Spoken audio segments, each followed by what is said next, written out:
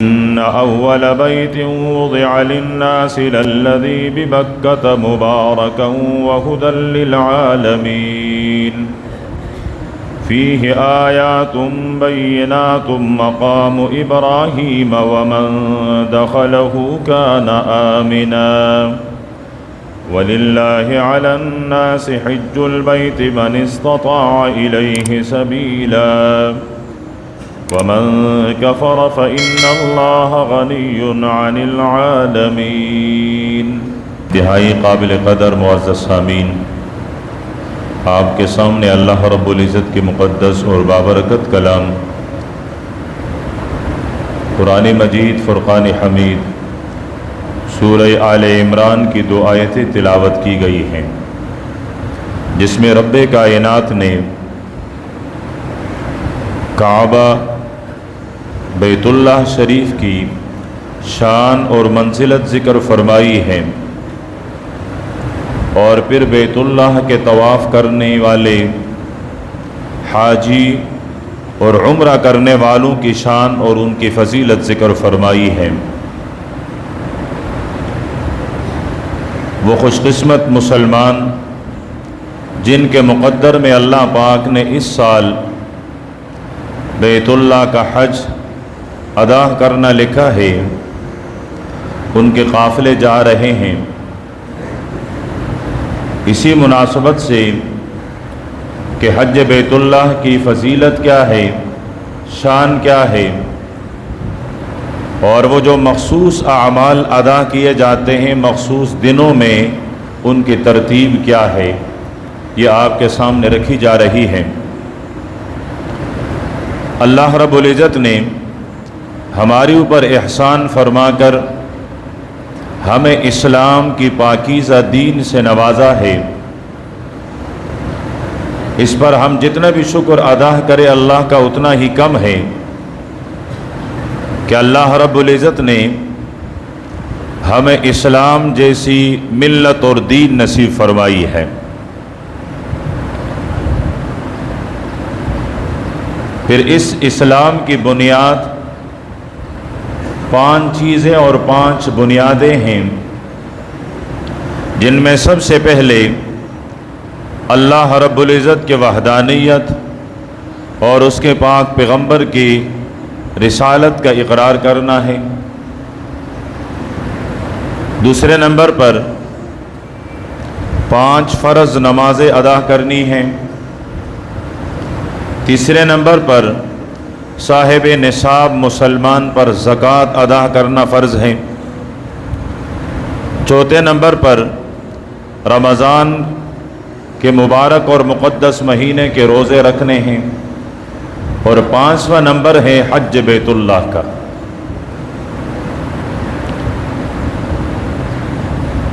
یہ 5 ستون حقیقت میں اللہ رب العزت کے ہاں محبت کے 5 درجات ہیں۔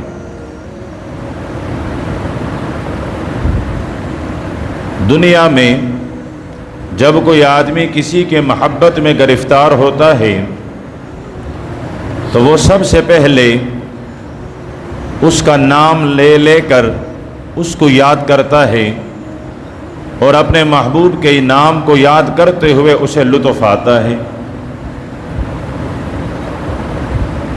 دوسرا درجہ کہ پھر وہ اپنے محبوب کے ساتھ تنہائی چاہتا ہے، خلوت چاہتا ہے۔ تیسرا درجہ پھر وہ اپنا مال اپنے محبوب پر خرچ کرتا ہے، یہاں تک کہ وہ پھر اپنے محبوب کے لیے اپنے کھانے پینے کو بھی چھوڑ دیتا ہے۔ اور آخری درجہ کہ وہ اپنے محبوب کے محبت میں بالکل دیوانہ اور پاگل ہو جاتا ہے۔ تو یہ 5 ارکان اللہ رب العزت کے دربار میں محبت کے یہ 5 درجے ہیں۔ پہلا درجہ کلمہ پڑھنا، یہ اپنے محبوب کے نام کا ورد کرنا ہے کہ بندے کو احساس ہو گیا کہ میرا کوئی مالک ہے، میرا کوئی خالق ہے، جس نے مجھے پیدا کیا ہے، جو مجھے رزق بھی دے رہا ہے، جو میرا پروردگار ہے، جو مجھے پال رہا ہے۔ تو وہ بڑی محبت کے ساتھ اللہ کا نام اور اس کے وحدانیت کا اقرار کرتا ہے۔ اور سرور دو عالم صلی اللہ علیہ وسلم نے اپنی رسالت کی ابتدا بھی اسی جملے اور کلمے سے فرمایا کہ قولوا لا الہ الا اللہ تفلحوا، کہ لوگوں تمہاری کامیابی لا الہ الا اللہ کے ماننے میں ہے۔ پھر جب یہ لا الہ الا اللہ پڑھتے پڑھتے یہ اس کے دل میں اتر جاتی ہے تو پھر اشتیاق ہوتا ہے کہ اب محبوب کے ساتھ خلوت میسر آئے۔ تو یہ کبھی ہاتھ باندھے ہوئے اپنے رب کو یاد کرتا ہے، کبھی رکوع میں یاد کرتا ہے، کبھی سجدے میں یاد کرتا ہے، کبھی بیٹھ کر یاد کرتا ہے۔ غرض ہر وقت یہ اپنے محبوب کو یاد کر رہا ہوتا ہے، یہاں تک کہ رات کے تنہائی میں، رات کے تاریکی میں یہ اپنے بسترے سے اٹھتا ہے، طہارت حاصل کرتا ہے، پھر اپنے مولا کے ساتھ سامنے کھڑا ہو جاتا ہے اور اس کے ساتھ مناجات کرتا ہے، راز و نیاز کرتا ہے۔ یہ وہ محبت کا وہ جذبہ ہوتا ہے جو اس کو اٹھا کر اپنے سامنے کھڑا کر لیتا ہے۔ پھر اس کے بعد تیسرا درجہ آتا ہے کہ یہ اپنے محبوب پر مال خرچ کرنا شروع کر دیتا ہے۔ اللہ رب العزت نے ارشاد فرمایا فقراء میں دے دو، مساکین میں دے دو، یتیموں کو دے دو، نفلی صدقے بھی کرتا ہے اور جو اس کے ذمہ واجب ہے وہ بھی ادا کرتا ہے۔ اب مال محبوب نہیں، جس کے نام پر خرچ کیا جا رہا ہے وہ ذات محبوب ہے۔ اگلا درجہ کہ جب اس کو کھانے پینے کی لذات کی یہ اشتیاق اور اشتہا ختم ہو جاتی ہے، کیا کھانا ہے کیا پینا ہے، رب کا حکم ہے روزہ رکھنا ہے، یہ تو روزہ رکھ رہا ہے۔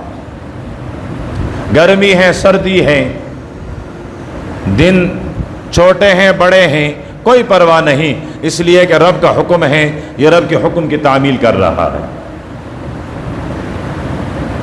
پھر آخری درجہ آتا ہے کہ نہ سر پہ ٹوپی اور پگڑی ہے، نہ پاؤں میں جوتیاں ہیں، اور یہ بے قرار ہو کر اپنے محبوب کے گھر کا طواف کر رہا ہے،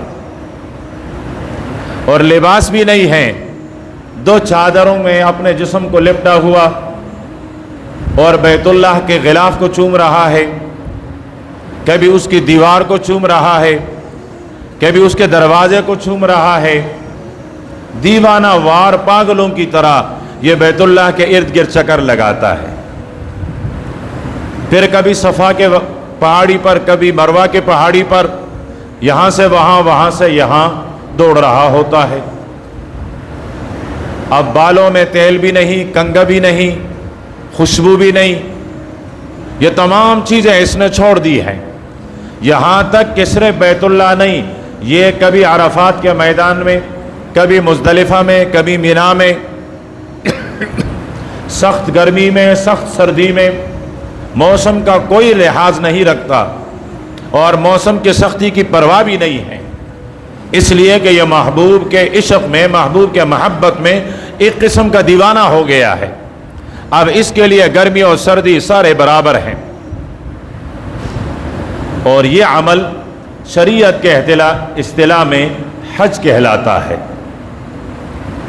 اب یہ حج بیت اللہ کتنا اہمیت والا عمل اور کتنا بڑا عمل ہے، حافظ الحدیث حضرت ابو ہریرہ رضی اللہ تعالی عنہ فرماتے ہیں کہ سرور دو عالم صلی اللہ علیہ وسلم کی مجلس مبارک میں کسی نے حاضر ہو کر سوال کیا ہے کہ اللہ کے محبوب ای العمل افضل، تمام اعمال میں سب سے افضل ترین اور بہترین عمل کون سا ہے؟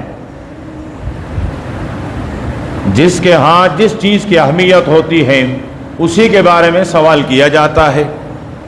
صحابہ کرام رضوان اللہ علیہم اجمعین اعمال کے قدر و قیمت سے باخبر تھے، اس لیے ان کا سوال اللہ کے پیارے پیغمبر سے اعمال کے بارے میں ہوا کرتا تھا۔ جس طرح ہم دنیا سے باخبر ہیں تو ہمارا سوال و جواب، ہمارا پوچھنا وہ صرف دنیا کے بارے میں ہوتا ہے، تو یہاں صحابہ کرام رضوان اللہ علیہم اجمعین اعمال کے بارے میں سوال کرتے ہیں صحابی نے سوال کیا ہے اللہ کے محبوب اعمال میں سب سے افضل ترین عمل کون سا ہے؟ اللہ کے پیارے پیغمبر نے جواب دیا ایمان باللہ و رسولہ، اللہ اور اللہ کے رسول پر ایمان رکھنا۔ فرمایا یہ سب سے بہترین عمل ہے۔ صحابی نے اپنے دل کی تختی پہ لکھوا دیا، پھر عرض کرنے لگا ثم ماذا، ایمان کے بعد اللہ کے ہاں سب سے افضل ترین عمل کون سا ہے؟ اللہ کے پیارے پیغمبر نے ارشاد فرمایا الجہاد فی سبیل اللہ، اللہ کے راستے میں اپنی تن جان مال کی قربانی دینا۔ یہ بھی دل کے تختی پہ لکھوایا۔ تو تیسرا سوال کیا ثم ماذا، اس کے بعد کون سا عمل سب سے زیادہ بہترین ہے؟ تو اللہ کے پیارے پیغمبر نے ارشاد فرمایا حج مبرور، وہ حج جو اللہ کے ہاں قبولیت کا درجہ پائے، جو اللہ کے ہاں قبول ہو جائیں۔ تو ارشاد فرمایا کہ یہی عمل اللہ کے ہاں سب سے زیادہ افضل ترین ہے، یہ سب سے زیادہ بہترین ہے۔ تو وہ حج جس کو اللہ پاک قبول فرمائے، یہ انسان کے لیے سب سے افضل ترین عمل شمار ہوتا ہے۔ سرور دو عالم صلی اللہ علیہ وسلم کے صحابی ہے حضرت عبداللہ ابن عمر، حضرت عمر رضی اللہ تعالیٰ عنہ کے صاحبزادے ہیں۔ سرور دو عالم صلی اللہ علیہ وسلم کے برادر نسبتی ہیں۔ ان کی بہن میری اور آپ کی کل کائنات کی ماں ہے۔ فرماتے ہیں کہ ہم مینا کے مسجد میں آپ صلی اللہ علیہ وسلم کے ساتھ موجود تھے، اتنے میں دو آدمی آئے، ایک انصاری ہے اور ایک کا تعلق بنو ثقیف سے ہے۔ آ کر انہوں نے آپ صلی اللہ علیہ وسلم کے دربار میں عرض کیا ہے کہ اللہ کے محبوب ہم آپ سے کچھ پوچھنا چاہتے ہیں، آپ کی اجازت ہو تو ہم سوال کریں۔ اللہ کے پاک پیغمبر نے ارشاد فرمایا اگر تم پوچھنا چاہو تو تمہیں سوال کی اجازت ہے، اور اگر تم نہ پوچھنا چاہو تو میں تمہیں بتا دوں تو تم کیا پوچھنے آئے ہو۔ پہلے سے موجود نہیں ہیں۔ جب انہوں نے آپس میں مشورہ کیا ہے، میرے پیغمبر وہاں موجود نہیں تھے، انہوں نے آپس میں مشورہ کیا ہے کہ جا کر اللہ کے پیارے پیغمبر سے یہ سوال کرتے ہیں۔ اب یہ جیسے آئے انہوں نے سوال کرنے کی اجازت مانگی، تو فرمایا کہ اگر آپ سوال کرنا چاہو تب بھی اجازت ہے، اور اگر میں تمہیں تمہارا سوال بھی بتلا دوں اور اپنا جواب بھی بتلا دوں۔ انہوں نے ایک دوسرے کی طرف دیکھا اور پھر عرض کرنے لگے اللہ کے حبیب آپ ہی بتلا دیں، ہم کیا پوچھنا چاہ رہے تھے؟ یہ علم غیب نہیں ہے، وہ صرف میرا رب جانتا ہے، یہ یہاں جبریل نے آ کر وحی کے ذریعے بتلا دیا ہے، یہ میری پیغمبر کی رسالت ہے، یہ میری پیغمبر کی پیغمبری اور نبوت ہے، اس کا اظہار ہو رہا ہے، علم غیب کا اظہار نہیں۔ اللہ کے پیارے پیغمبر نے ارشاد فرمایا کہ تم مجھ سے پوچھنا چاہ رہے تھے کہ ایک آدمی اپنے گھر سے بیت اللہ کے حج کے ارادے سے نکلے تو اس کا ثواب کیا ہوگا، اس کا اجر کیا ہوگا۔ تم مجھ سے یہ پوچھنا چاہ رہے تھے کہ جو آدمی بیت اللہ کا طواف کریں تو اس طواف پر اس کو کیا ملتا ہے۔ آپ مجھ سے پوچھنا چاہ رہے تھے کہ صفا اور مروہ کے درمیان سعی کریں، دوڑیں، اس پر کیا اجر ملتا ہے۔ آپ مجھ سے یہ سوال کرنا چاہتے تھے۔ آپ مجھ سے یہ سوال کرنا چاہتے تھے کہ جب کنکری اٹھا کر شیطان کو ماریں تو یہ رمی جمار، یہ شیطان کو کنکریاں مارنا، اس پر کیا اجر اور ثواب ہے۔ آپ مجھ سے پوچھنا چاہ رہے تھے کہ جب حاجی حج سے فارغ ہو کر اپنے بالوں کو منڈواتا ہے اس پر کیا اجر ملتا ہے، جب وہ اپنی قربانی کو ذبح کرتا ہے اس پر کیا اجر ملتا ہے۔ آپ مجھ سے یہ سوال کرنا چاہ رہے تھے۔ پھر ایک دوسرے کی طرف دیکھا اور عرض کرنے لگے اللہ کے حبیب ہماری ماں باپ آپ پر قربان، ہم یہی پوچھنا چاہ رہے تھے، ہمارا سوال یہی تھا۔ تو اللہ کے پیارے پیغمبر نے ارشاد فرمایا پھر سنو، فرمایا کہ تم یہ سوال کرنا چاہ رہے تھے کہ جب کوئی آدمی بیت اللہ کے ارادے سے نکلے تو اس کو کیا اجر ملتا ہے؟ فرمایا وہ اپنی سواری پر سوار ہو کر بیت اللہ کی طرف جاتا ہے تو سواری ایک ایک جو قدم اٹھاتا ہے تو فرمایا کہ ہر قدم پر اس کے لیے نیکی لکھی جاتی ہے اور گناہ بخش دیا جاتا ہے۔ اگر یہ پیادل جاتا ہے تو اس کے قدم پر، اگر سواری جا رہی ہے تو سواری کے قدم پر ایک ایک نیکی لکھی جاتی ہے اور ایک ایک گناہ وہ اس کے عمل نامے سے مٹا دیا جاتا ہے اور معاف کر دیا جاتا ہے۔ پھر فرمایا کہ تم اس کے بعد پوچھنا چاہ رہے ہیں کہ 2 رکعت طواف کے پڑھنے پر ہمیں کیا اجر ملے گا؟ تو فرمایا 2 طواف کے نفل پڑھنے پر تمہیں اتنا اجر ملے گا کہ تم نے بنی اسماعیل کے اولاد میں سے ایک رقبہ، ایک غلام آزاد کر لیا۔ وہ ایک غلام کے آزاد کرنے پر جتنا اجر ملتا ہے یہاں 2 رکعت نفل پر وہ اجر دیا جاتا ہے۔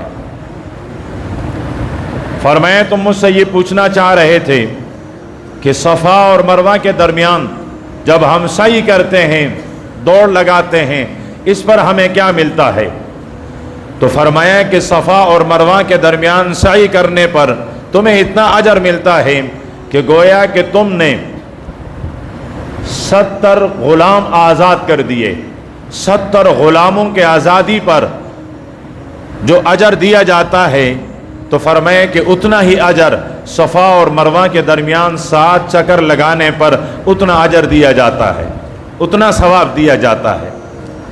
پھر فرمایا کہ تم مجھ سے یہ پوچھنا چاہ رہے تھے کہ اگر ہم میدان عرفات میں وقوف کریں تو میدان عرفات کے وقوف کرنے پر ہمیں کیا اجر ملے گا؟ تو فرمایا کہ اس وقت اللہ رب العزت اپنی رحمت کے ساتھ اس آسمان کی طرف متوجہ ہوتے ہیں جو ہمیں نظر آتا ہے دنیا والوں کو، اور پھر اللہ پاک فرشتوں سے فرماتے ہیں فرشتوں ذرا دیکھو میرے بندوں کو، یہ کن کن وادیوں سے ہو کر، پہاڑوں سے ہو کر، دور دراز علاقوں سے ہو کر دیکھو میرے گھر تک آئے اور اب فریاد کر رہے ہیں، اپنی گناہوں کی بخشش طلب کرتے ہیں، معافی طلب کرتے ہیں۔ تو اللہ پاک فرماتے ہیں میرے فرشتوں گواہ ہو جاؤ، یہ میرے بندے پراگندہ بال میرے پاس آئے ہیں اور مجھ سے اپنی مغفرت طلب کرتے ہیں، میں نے ان کو بخش دیا۔ اور فرشتوں کو فرماتے ہیں تم گواہ ہو جانا کہ میں نے ان کی بخشش کر دی ہے۔ فرمایا تمہارے گناہ اگر بارش کے قطروں کے برابر ہو، تمہارے گناہ اگر ریت کے ذرات کے برابر ہو، اگر تمہارے گناہ سمندر کے جھاگ کے برابر ہو، تو تب بھی اللہ پاک فرماتے ہیں میدان عرفات میں وقوف کی وجہ سے، میدان عرفات میں کھڑے ہونے کی وجہ سے میں نے تمہارے وہ زندگی کے سارے گناہ بخش دیے۔ پھر فرمایا تم مجھ سے سوال کرنا چاہ رہے تھے کہ شیطان کو کنکریاں مارنے پر تمہیں کتنا اجر ملتا ہے؟ تو فرمایا کہ جب تم ایک ایک کنکری اٹھا کر شیطان کو مارتے ہو تو فرمایا کہ ایک کنکری پر تمہارے گناہوں میں سے وہ بڑے گناہ جو تمہیں ہلاک کر رہے تھے، جو تمہاری ہلاکت کا سبب بن رہے تھے، فرمایا وہ ایک ایک کنکری پر ایک بڑا بڑا گناہ معاف ہوتا جا رہا ہے۔ یہ 70 سے زیادہ کنکریاں ہوتی ہیں جو شیطانوں کو مارے جاتے ہیں، تو گویا کہ عمل نامے میں اگر 70 بڑے بڑے موبقات اور مہلکات گناہ ہیں تو اللہ پاک اس کو بھی بخش دیتے ہیں۔ پھر ارشاد فرمایا کہ تم مجھ سے پوچھ رہے تھے کہ ہم جب قربانی کو ذبح کریں گے تو اس پر کیا ملے گا؟ فرمایا اس کا اجر تمہارے لیے ذخیرہ کیا جاتا ہے، یہ تمہیں اللہ کے ہاں اس کا اجر ملے گا۔ فرمایا پھر تم مجھ سے پوچھ رہے تھے کہ ہم جب سر منڈوائیں گے تو اس پر ہمیں کیا اجر ملے گا؟ فرمایا جتنے بال ہیں ہر بال کے بدلے میں تمہیں ایک ایک نیکی ملے گی۔ اب آج تک کون ہے جس نے اپنے سر کے بال گنے ہوں؟ गिनने से तो बाहर है, बेशुमार हैं। यानी अल्लाह पाक इस अमल पर बेहिसाब अजर अता फरमाते हैं, इतना अजर कि इंसान अगर शुमार करने पर आए तो शुमार न कर सके। ये सारी फजीलत एहसान है बैतुल्लाह के हज का। हज़रत अबू हुरैरा रज़ियल्लाहु ताला अन्हु फरमाते हैं कि अल्लाह के प्यारे पैगम्बर सल्लल्लाहु अलैहि वसल्लम ने इरशाद फरमाया, एक उम्रा दूसरे उम्रे तक, फरमाया दरमियान में जितने गुनाह हो चुके हैं छोटे, इन तमाम गुनाहों के लिए कफ़ारा है। फिर इरशाद फरमाया कि हज मबरूर, वो हज जो अल्लाह के यहाँ कबूलियत की शान और कबूलियत का मर्तबा पा जाए, तो फरमाया कि उसका बदला लैसा लहुल जज़ाउ इल्लल जन्ना, उसका बदला सिर्फ जन्नत ही हो सकता है। कि जब कोई आदमी आदाब की रियायत रखते हुए सही तरीक़े से हज बैतुल्लाह को अदा करता है, तो अल्लाह के पाक पैगम्बर ने इरशाद फरमाया, रजा का यौमिन वलदतहु उम्मुहु, ये वापस यूँ आता है गोया कि आज माँ से मासूम पैदा हुआ है और उसके अमलनामे में कोई गुनाह नहीं। हाँ, आइंदा ज़िंदगी कैसे गुजारेगा इसके बारे में खुद ख्याल करें, खुद एहतियात करें, लेकिन जो गुज़र चुका है वो हज ने इसकी तमाम ज़िंदगी को माफ़ करवा दिया है। लेकिन शर्त यह है कि हलाल माल से हो, अल्लाह की रज़ा की खातिर हो, और जो तरीक़ा अल्लाह के पैगम्बर ने बताया है उस तरीक़े के मुताबिक हज अदा किया गया हो, तो अल्लाह पाक एक हज पर ज़िंदगी भर के गुनाहों की माफ़ी फरमा लेते हैं, और ये हज उसकी ज़िंदगी भर के गुनाहों के लिए कफ़ारा बन जाता है। अब हज कितने दिन हैं और उन दिनों में क्या क्या अमाल अदा किए जाते हैं, ये इंशाअल्लाह आइंदा नशिस्त में अर्ज़ की जाएगी। अल्लाह पाक हम सब को अमल की तौफ़ीक़ अता फ़रमाएँ, सुन्नत अदा कर लें।